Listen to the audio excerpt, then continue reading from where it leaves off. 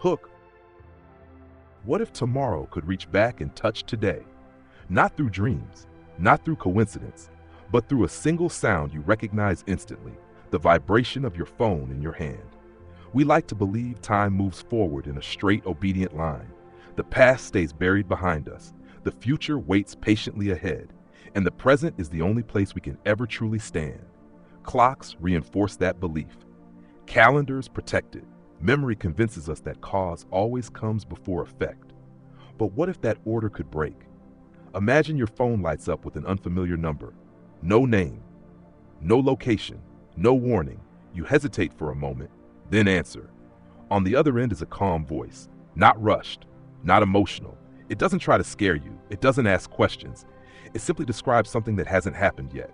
A cup slipping from your hand, a stranger brushing past your shoulder, a sentence you will speak without thinking. Details so precise they feel impossible to invent, details that leave no room for coincidence. At first you laugh it off. Everyone does. Our minds are trained to reject anything that challenges reality. We call it luck, guesswork, pattern-seeking imagination, until the moment arrives, and every word the voice spoke becomes real, exactly as promised.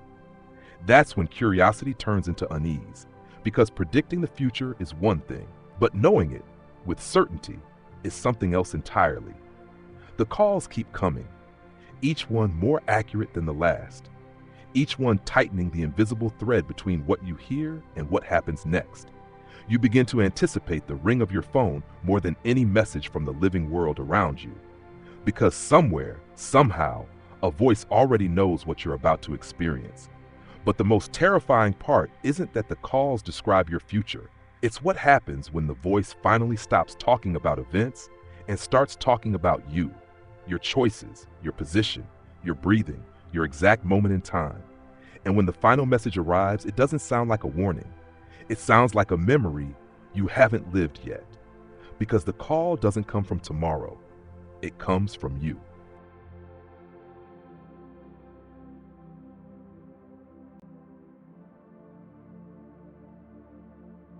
The first call. The first call didn't feel important.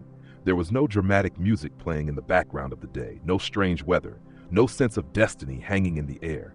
It arrived quietly, almost invisibly, slipping into an ordinary moment like dust settling on a shelf. Late afternoon light filtered through the window, casting long shadows across a cluttered desk. The room smelled faintly of stale coffee and warm electronics. Somewhere outside, traffic murmured in distant waves. The world was doing exactly what it always did, moving forward without hesitation, without curiosity. Then the phone vibrated. Not the sharp, urgent ring of an emergency call, not the cheerful tone of a message from a friend, just a soft, hollow buzz against the surface of the desk, subtle enough to be ignored, persistent enough to be noticed. The screen lit up, an unfamiliar number stared back, a string of digits without a name, without a country code, without any recognizable pattern. No photo, no history, no context. For a moment, the hand hovered above the phone. Most people hesitate when something doesn't fit neatly into expectation. Unknown numbers carry the quiet promise of inconvenience. Spam calls, wrong numbers, automated voices selling things nobody wants. The instinct is to let it ring, to preserve the small comfort of routine. But curiosity has its own gravity. The call was answered. Hello? The voice on the other end was calm, not rushed, not distorted, not robotic. It sounded human, neutral in tone, steady in pace, like someone reading a line from a book they already knew by heart. Tomorrow at 9:17 a.m., the voice said, you will spill coffee on your desk. There was no greeting, no introduction, no explanation. The listener frowned, glancing instinctively at the half-empty mug resting near the edge of the table. The liquid inside had already cooled, forming a thin, dark ring along the porcelain. This is a prank, right? The listener asked. The voice continued, unbothered. You will mutter a short curse under your breath. You won't raise your voice because someone is nearby. Then you will wipe the spill with the sleeve of your jacket instead of using a paper towel. A pause, then a quiet click. The line went dead. The phone screen returned to its idle glow, reflecting nothing more than the ceiling light above. No missed call notification, no voicemail, no trace the conversation had ever happened. The room felt unchanged, The air still warm, the distant traffic still humming, the coffee still untouched. The listener let out a soft laugh. People invent strange jokes when they're bored. Call spoofing exists. Viral pranks circulate online every day. Predicting something mundane like spilling coffee wasn't exactly impressive. It was the kind of thing that happened to everyone eventually. The moment faded. The phone was placed face down on the desk.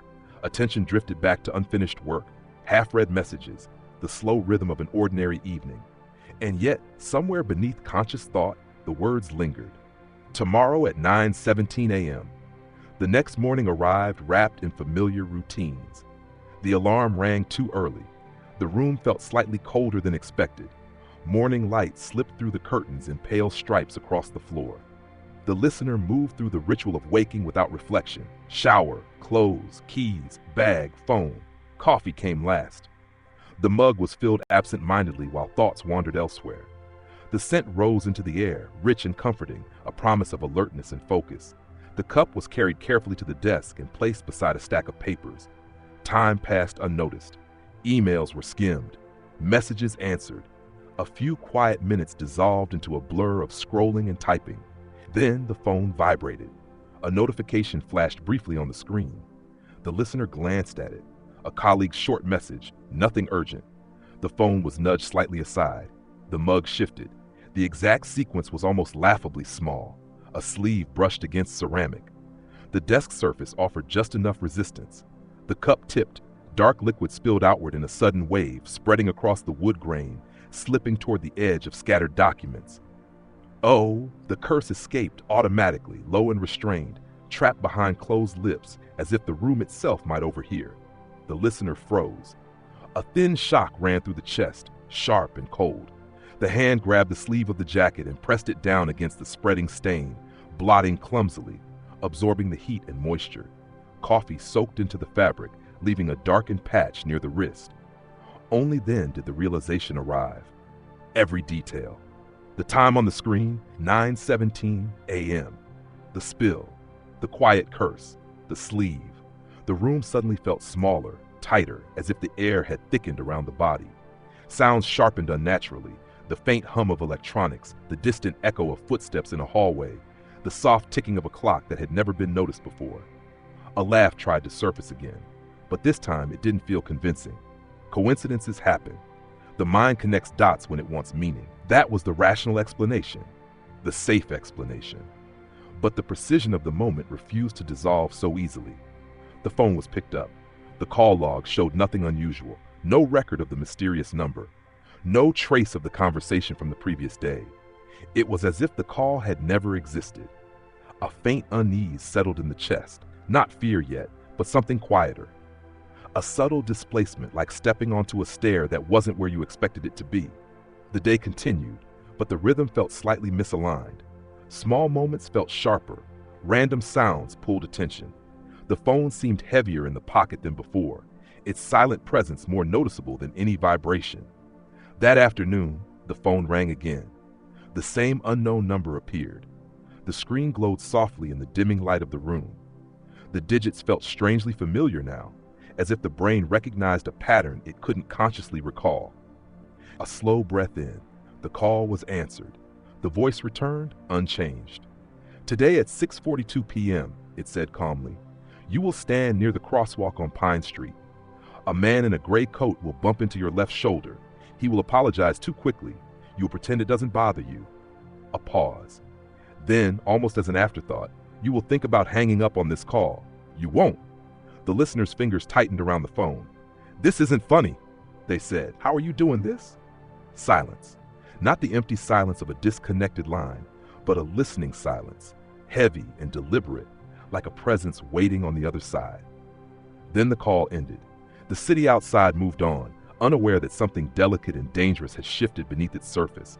And somewhere inside the listener's mind, a single question began to take root. What happens if the voice is right again?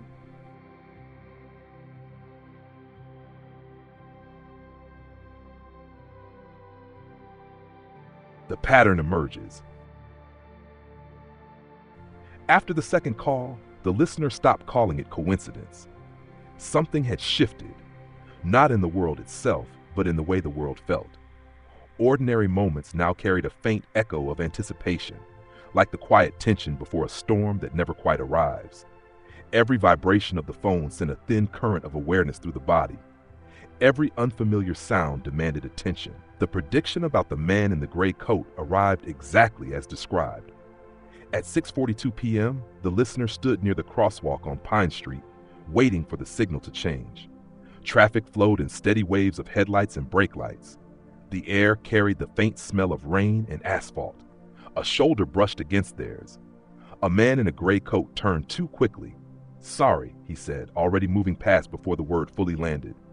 The listener barely had time to react. A shallow nod, a forced half smile, a reflexive dismissal of irritation. Exactly as predicted. The precision stripped the moment of its randomness. It felt staged, not by cameras or people, but by something deeper, something woven into the structure of time itself. The walk home felt longer than usual. Every stranger's face seemed slightly unfamiliar, every sound slightly amplified. The city felt less like a living place and more like a moving machine executing instructions it didn't understand. That night, sleep came slowly. When it finally arrived, it was thin and fragmented, filled with shallow dreams that dissolved the moment consciousness returned. The phone rested on the nightstand, screen dark, silent, innocent. But silence no longer meant safety. The third call came 2 days later, mid-morning. The listener was seated near a window, sunlight warming the edge of the desk. The phone vibrated softly against the wood. The same number. The call was answered without hesitation now. "You will receive a message at 11:03, the voice said. "It will be from someone you haven't spoken to in years. The message will be short. It will make you uncomfortable, though you won't fully understand why." A brief pause. "You will reread it 3 times. Click." The call ended. The listener stared at the phone, pulse steady but elevated, the mind already counting minutes without consciously trying to. 11:03 arrived quietly. The notification appeared. A name from the past, someone whose face had faded into blurred memory. No hostility, no warmth, just a short, oddly neutral sentence that felt misplaced in the present. The listener read it once, then again, then a third time. A faint unease settled in the stomach, subtle and difficult to explain, like a half-remembered dream. There was no longer any room for denial. The voice wasn't guessing, it wasn't predicting probabilities, it was reporting outcomes. The calls began arriving more frequently after that, sometimes once a day, sometimes twice, always at unpredictable intervals, always from the same empty number. Each prediction focused on small, meaningless fragments of life, a dropped pen, a flickering streetlight, a stranger's laugh from across a room, the sudden memory of a forgotten song. Insignificant events, yet perfectly accurate. The listener began keeping notes, times, details, outcomes, emotional reactions. At first, the notebook was a way to ground reality, proof that the mind wasn't inventing patterns. But as the pages filled, the record became something else, a quiet catalog of inevitability. No matter how closely the listener watched the future approach, it unfolded exactly as described. Attempts to interfere felt strangely difficult. When a call predicted the listener would forget to buy milk on the way home, they made a conscious effort to stop at the store. But a sudden detour blocked the usual street. Traffic slowed to a crawl. The store lights were already off by the time they arrived. Another call predicted a phone battery would die during an important moment. The listener charged it obsessively, only to realize later that the wrong cable had been plugged in. Each correction attempt bent reality in subtle ways, redirecting circumstances back toward the original outcome. It wasn't resistance, it was alignment. A growing unease replaced curiosity. The calls no longer felt external, they felt invasive. Like something was reading ahead in a book, the listener was still trapped inside. Conversations with friends felt slightly delayed, as if the listener were always a half step behind their own reactions. Laughter arrived a fraction too late. Responses felt rehearsed even when spontaneous. The idea began to take root. Maybe the future wasn't approaching. Maybe it was already here, layered on top of the present, bleeding backward through cracks no one was supposed to notice. The voice itself never changed. No emotion, no urgency, no hesitation. It never offered advice, never expressed concern, never commented on consequences. It simply delivered information. The listener tried again to engage, "Why are you telling me these things?" they asked during one call. Silence stretched across the line. Not empty, not disconnected, listening. Then the voice spoke softly. "You already know." The line cut. That answer lingered longer than any prediction. "You already know." The words felt like a closed door rather than an explanation. As days passed, the listener noticed something more unsettling. The predictions were becoming slightly closer to internal experience. Not just actions, thoughts, emotions. One call described a sudden wave of sadness that would arrive without a clear reason. Another mentioned a fleeting memory that would surface unexpectedly during a quiet moment. Another predicted a brief surge of anger that would dissolve before it could be expressed. All of it came true.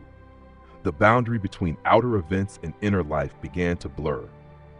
The listener felt increasingly transparent, as if the voice could see through layers that had always felt private and protected. Sleep became shallow again. Dreams echoed fragments of future moments before they occurred. Faces, sounds, places, disconnected from context. Waking felt less like returning to reality and more like shifting between adjacent versions of the same timeline. The notebook filled faster. Patterns emerged. The calls always preceded the events by just enough time to make certainty impossible. Hours, sometimes a day, rarely more. Never weeks, never far enough to meaningfully change outcomes. Always close, always intimate, always unavoidable. The listener stopped sharing the experience with others after a brief attempt ended in polite disbelief and concerned glances.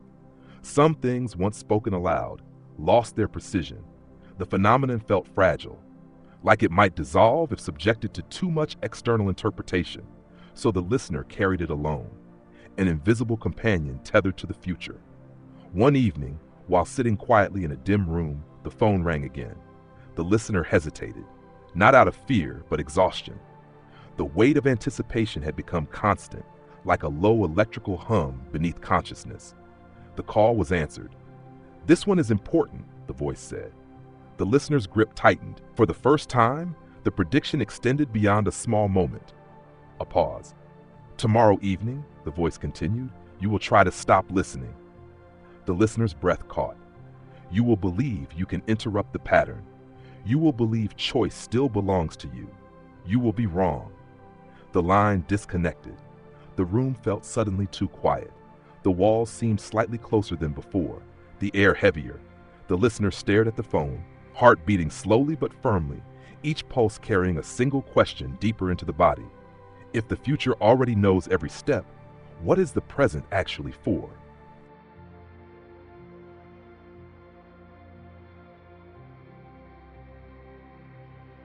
Trying to change the future. The idea of resisting the voice did not arrive suddenly. It grew slowly, like pressure building behind a sealed door. Every accurate prediction added another invisible layer of weight. Every fulfilled detail tightened the sense that something fundamental had been taken away. Not safety, not comfort, but agency. The quiet belief that tomorrow could still surprise you began to erode, replaced by the disturbing certainty that nothing truly belonged to the present anymore. When the voice said, "You will try to stop listening," it felt less like a prediction and more like a command disguised as inevitability. That night, the listener barely slept. Thoughts moved in slow circles, returning again and again to the same fragile question. If the future can already describe my actions, are they still mine? The morning arrived without answers. Light filtered through the curtains in pale bands. The city outside stirred with ordinary life, engines starting, distant voices, the quiet rhythm of movement that made the world feel stable and predictable. The phone remained silent. The listener carried it everywhere, not out of fear of missing a call, but out of quiet defiance. If the voice intended to predict resistance, then resistance itself had to become intentional, conscious, deliberate. Choice needed to feel real again. Hours passed, no vibration, no unknown number, no calm voice narrating the next moment. By afternoon, the absence itself felt like tension stretched too tight. Then the phone rang. The same number. The listener stared at the screen. The familiar digits no longer felt neutral. They felt invasive, like a window opening inside the mind. The call was answered. "You will miss an important call tonight," the voice said, "because you will leave your phone in the other room." The listener felt a brief, sharp flare of anger. "No," they said aloud, surprising even themselves with the firmness of the word. "I won't." Silence lingered. Not acknowledgement, not correction, just presence. Then the line disconnected. The prediction echoed in the listener's thoughts all evening. Miss an important call. Leave the phone in the other room. The plan was simple. Eliminate the conditions. Keep the phone within reach at all times. Eliminate distraction. Remain vigilant. Dinner was eaten with the phone resting beside the plate. The screen stayed visible. Notifications were checked obsessively. Every vibration triggered a reflexive glance. The listener moved from room to room with the device in hand, kitchen to living room to bedroom, as if tethered by an invisible thread. Time stretched. Fatigue settled slowly into the muscles, into the eyes, into the edges of attention. Vigilance demanded energy, and the human mind was not designed to remain permanently alert. Late evening arrived quietly. The listener sat on the edge of the bed, phone resting in the palm, watching the dim glow of the screen like a fragile anchor to control. Minutes passed. Nothing happened. A faint sense of triumph surfaced, tentative, cautious, almost afraid to exist. Maybe the voice was wrong this time. Maybe prediction depended on passive acceptance. Maybe awareness itself created deviation. A slow breath released tension from the shoulders. The listener stood to get a glass of water. The phone remained in hand. 2 steps into the hallway, a sharp vibration pulsed against the skin. Unexpected, startling. The screen lit up. An incoming call, not the unknown number. A different number. A familiar contact. Important. The listener felt a brief rush of relief and vindication. So this was the call. So this was where the prediction failed. The thumb moved toward the screen, and then the phone went dark. The battery icon flashed once, red empty, before the display vanished completely, dead. The listener froze. A cold wave passed through the body, spreading outward from the chest. The charger lay on the bedside table, plugged in, unused. The wrong cable had been connected earlier, identical in shape, incompatible in function. The phone had never been charging at all. The listener stared at the blank screen in disbelief. The missed call notification never appeared. 1 second, then nothing. The phone was technically present the entire time, yet functionally absent. The prediction had been fulfilled, not by physical distance, but by failure of access. The listener sank slowly onto the bed. The room felt subtly altered, not visibly different, but heavier, quieter, as if the air itself had absorbed the outcome.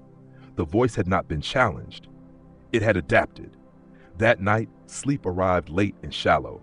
Dreams fractured into half-formed images, screens flickering, clocks without numbers, voices echoing from empty rooms. The sensation of being watched persisted even after waking. The next day brought another call. "You attempted interference," the voice said calmly. "You observed the system." The listener swallowed. "So it is a system," they replied. "Something that can be changed." Silence. Then, "Change and deviation are not the same." The line disconnected. The words lingered like residue. Change and deviation are not the same. The listener began experimenting. Small tests, minor deviations, intentional disruptions of routine. When a call predicted a specific route home, the listener took a different street, only to encounter an unexpected closure that redirected them back to the original path. When a call predicted a brief conversation with a stranger, the listener avoided eye contact, only to have the stranger speak first. When a call predicted a moment of hesitation before making a decision, the listener attempted immediate action, only to pause involuntarily, body responding faster than conscious intention. It became clear that the future did not require cooperation. It only required physics, probability, and human limitation. The more the listener resisted, the more elaborate the corrections became. Not dramatic, not violent, but efficient, subtle, almost elegant. Reality bent gently back into alignment. The listener began to notice the cost. Fatigue deepened. Concentration fractured. Emotions dulled slightly, as if the nervous system were constantly bracing for impact. Choice began to feel like theater, an illusion of agency performed inside a script already written. One evening, exhaustion overtook caution. The listener sat quietly in the dark, phone resting on the table nearby, untouched. The idea surfaced unexpectedly. What if the voice isn't controlling anything? What if it's simply reporting something that cannot be changed, not because of force, but because of structure? The thought felt dangerous, comforting in a way, because if resistance was impossible, responsibility dissolved. The phone vibrated. The call was answered automatically, almost without conscious decision. "This resistance phase will end soon," the voice said. The listener's chest tightened. "What happens after?" they asked. A longer pause than usual. Then, understanding. The line went dead.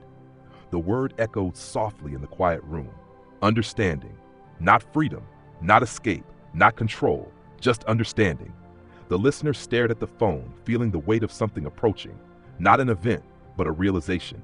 The future was not a destination, it was a mirror. And the closer the listener moved toward it, the more clearly they would begin to recognize themselves on the other side.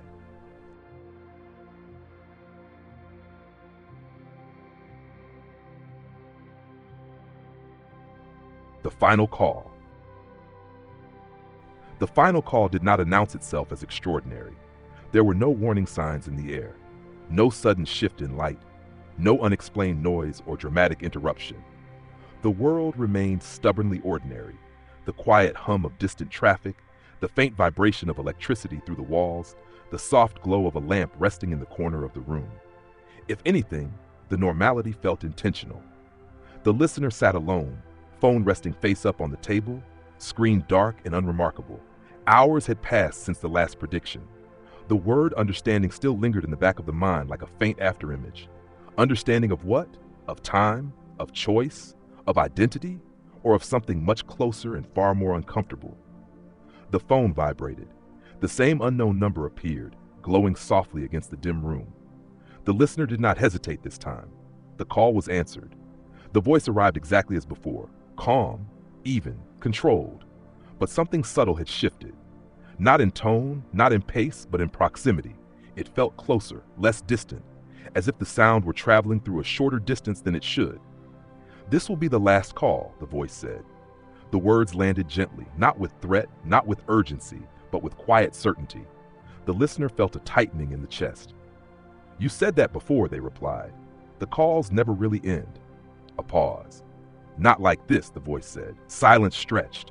The listener waited. "You are sitting where you are sitting now," the voice continued. "You are holding the phone at a slight angle. Your thumb is resting near the lower edge of the screen. Your breathing is slow, controlled, but shallow." Each detail landed with unnerving precision. The listener glanced unconsciously at their hand. Everything was accurate. The voice wasn't predicting anymore. It was observing. A faint chill traveled across the skin. "This isn't a prediction," the listener said quietly. "No," the voice replied, "it isn't." The room felt suddenly smaller, not physically confined, but psychologically compressed, as if space itself were leaning inward. "Why now?" the listener asked. "Because the loop is nearly closed." The words struck something deep in memory, not a clear recollection, but a resonance, like hearing a phrase you once knew but had forgotten the meaning of. "What loop?" the listener asked. Another pause. "You already know," the voice said. The listener's pulse quickened. That phrase again. A pressure built behind the eyes, behind the forehead, like something attempting to surface through layers of resistance. "You said I would feel familiar," the listener said. "I do, but I don't understand why." The voice softened slightly, not emotionally, but structurally, like a frequency tuning itself closer. "Because you've been here before." The listener swallowed. A fragment of sensation drifted upward from the subconscious, the faint memory of sitting in darkness, the glow of a screen, the weight of a phone pressed against the ear, a feeling of calm mixed with inevitability. Not memory, pre-memory, a future memory waiting to become past. "You're describing me," the listener said slowly. "Right now." Yes, the word carried no emphasis, no hesitation. The realization began forming at the edges of thought. Fragile, incomplete, but unmistakable. "If you can see this moment," the listener said carefully, "then you're not calling from ahead of me." Silence, the listener continued. "You're calling from behind me." A longer pause than ever before. The voice finally responded. "Yes." The room felt suddenly distant, like listening through water. Behind, not past, not exactly. Another version. Another point on the same line folded back onto itself. The listener's grip tightened around the phone. "Then who are you?" If they asked. The answer arrived gently. "You are." The words settled without impact. Not like a shock, but like a missing piece sliding into place. The listener didn't immediately reject it. Some part of the mind had been preparing for this long before the conscious self caught up. A slow exhale. "No," the listener said quietly. "That's not possible." "It already happened," the voice replied. The listener's thoughts raced. If that were true, then the predictions weren't transmissions from the future. They were echoes, instructions sent backward along a closed loop, a self guiding itself toward its own past actions. "But I've never made those calls," the listener said. Another pause. "Not yet." The phrase carried weight. The listener felt a faint dizziness, not physical but conceptual. The boundaries of identity stretched, thinning, overlapping. "When?" the listener asked. "Soon." The voice continued. "There will be a moment when you understand the system well enough to participate in it. You will sit alone. You will dial a number you already recognize. You will hear your own voice return through the line, delayed, distorted, unfamiliar. A memory surfaced more clearly now. A late night, a dim room, a strange certainty, the impulse to call without knowing why. The listener's chest tightened. "I remember something," they whispered. "Yes," the voice said. "That is why this call must end." "Why?" the listener asked. "Because once you fully remember, the separation collapses." The listener felt a quiet fear, not of death, not of danger, but of dissolution, of boundaries fading between now and then, self and self. "You're guiding me toward becoming you," the listener said. "Yes." "And you became me," the listener added. "Yes." The symmetry felt unsettling and strangely elegant, a perfect loop, a closed circuit, a cause that generated its own effect. "So the first call," the listener said slowly. "Was yours," the voice replied. The listener closed their eyes briefly. Every strange detail, the neutrality of the voice, the absence of emotion, the precision, suddenly made sense. It wasn't detached because it was inhuman. It was detached because it had already lived everything it was describing. "Then what happens after this call?" the listener asked. A final pause. "After this call, you will no longer receive instructions. You will begin preparing to send them." The listener felt a subtle shift in perspective, like stepping onto a different side of a mirror. "And if I refuse?" they asked. Silence, not evasive, not hesitant, absolute. "You won't." The certainty wasn't threatening. It was structural, a statement of geometry, not will. The listener understood then. Choice still existed, but only locally, within the loop, not outside it. The larger shape could not be escaped from within itself. "You already answered it," the voice said softly. "You just don't remember yet." The words settled like a final key turning in a lock. The listener's breathing slowed. The room felt suddenly calm, centered, as if everything had aligned into its inevitable configuration. The line disconnected. The phone returned to silence. But the silence no longer felt empty. It felt complete.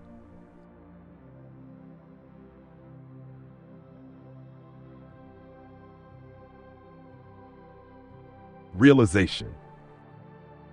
The room did not change when the call ended. The lamp continued to glow softly in the corner. The distant murmur of traffic flowed through the walls like a steady tide. The air remained still, neither warmer nor colder than before. Yet something fundamental had shifted. The listener remained seated, phone resting loosely in the hand, screen dark and unresponsive. The absence of sound felt heavier than any voice had moments earlier. Silence was no longer empty. It was filled with meaning, layered with understanding that had not yet fully formed into words. The future had not been speaking to the present. The present had been teaching itself how to become the past. A slow breath passed through the listener's lungs. Fragments of memory continued to surface, not as clear images, but as impressions and emotional residues. The sensation of dialing a number without hesitation. The calm detachment of delivering information already lived. The strange comfort of knowing exactly what would happen next because it had already happened once before. The voice had never sounded foreign. It had sounded familiar because it was. The listener glanced at the phone again. The number was still there in recent calls, blank, anonymous, yet unmistakably recognized. Not as an external contact, but as an internal landmark, a coordinate in time rather than a destination in space. The realization unfolded gently rather than violently. There was no dramatic panic, no sudden urge to escape or undo what had been revealed. The mind absorbed the truth the way it absorbs gravity, not by agreement, but by acceptance. The loop was not a prison. It was a structure, a closed curve in time where cause and effect folded into each other so tightly that origin and destination became meaningless distinctions. The first call had not started anything. The final call had not ended anything. They were the same moment seen from different angles. The listener stood and moved slowly across the room, feeling the subtle weight of the body, the quiet continuity of breath and balance. Each movement felt slightly more deliberate now. Not because it was controlled, but because it was understood as part of a larger continuity that extended beyond linear perception. The window reflected a faint silhouette, a familiar shape, neither younger nor older, simply present. For the first time, the listener considered the future not as an unknown frontier, but as a memory waiting to mature. At some point, not tonight, not tomorrow, the understanding would deepen into certainty. The emotional distance that allowed the voice to speak calmly would settle into place. The fear that once accompanied the unknown would dissolve into clarity. And then the call would be made, not out of obligation, not out of compulsion, but because it had already been made. The listener imagined sitting alone in a dim room at some later time, phone in hand, recognizing the number before dialing it, hearing the faint echo of their own voice through the speaker, delayed, flattened by transmission, stripped of its emotional texture. A strange tenderness surfaced at the thought, not toward the future self, but toward the past self who had once been afraid, confused, desperate to preserve the illusion of open possibility. The warnings had never been meant to change anything. They had been meant to guide the mind gently toward acceptance, to prevent panic, to preserve continuity, to keep the loop stable and intact. Every small prediction, every spilled coffee, every missed call, every accidental collision had been a calibration, a training of perception, a gradual reshaping of how reality was interpreted. The listener returned to the chair and sat quietly. There was nothing to do now, no actions to prepare, no decisions to rush. Understanding was not an event. It was a process unfolding across time, a slow alignment of perspective rather than a sudden transformation. The phone remained silent. But silence no longer carried suspense. It carried patience. Outside, the city continued its rhythm, unaware of the delicate architecture hidden within its ordinary motion. People crossed streets, lights changed, conversations unfolded and dissolved, millions of individual timelines flowed forward, intersecting and diverging in ways that felt chaotic on the surface. Yet beneath that complexity, structure persisted. Patterns existed whether they were observed or not. Loops formed not as mistakes, but as natural consequences of systems capable of reflecting upon themselves. The listener wondered, briefly, how many other loops existed unnoticed, embedded quietly in the fabric of experience. How many moments repeated themselves, not because of fate, but because understanding itself required repetition. The thought drifted away without urgency. The future would answer it when necessary. The listener placed the phone face down on the table and allowed the body to relax fully into the chair. For the first time since the first call, the nervous tension released its grip. Muscles softened, breathing deepened. The constant low-level anticipation faded into the background. The fear of not knowing had been replaced by the calm of recognition. Time no longer felt like a corridor stretching endlessly forward. It felt like a landscape, layered, curved, interconnected, where movement did not always mean distance, and return did not always mean reversal. Somewhere ahead, the listener would become the voice. Somewhere behind, the listener had already been the receiver. Both identities coexisted quietly within the same continuous self. The phone did not ring again, not tonight, not in this moment. But the listener knew, not as expectation but as memory, that one day it would. And when it did, the voice would be steady, neutral, precise. Not because it lacked emotion, but because it had already learned to let go of fear. The loop would continue, not endlessly, not meaninglessly, but exactly as it needed to.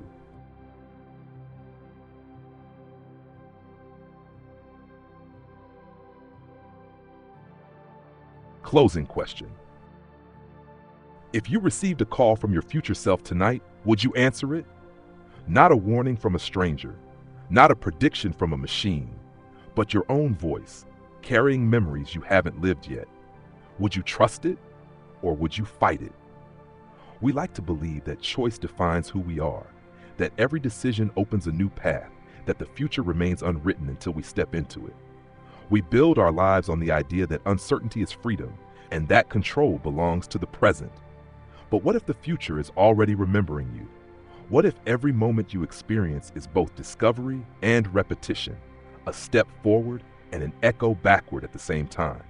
If you knew exactly what you were going to do tomorrow, would you still call it a choice? Or would it feel like a memory replaying itself? And if you tried to change it, truly change it, would the universe resist you? Or would it gently bend you back into alignment, the way gravity guides falling objects toward the ground? Maybe the question isn't whether the future can be changed.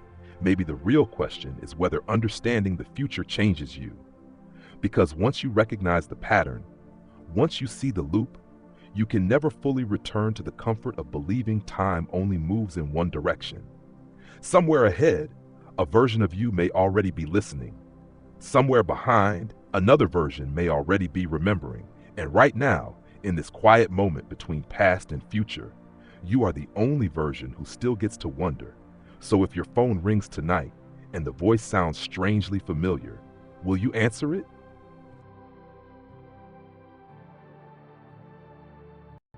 Shadows crawl where the light won't go.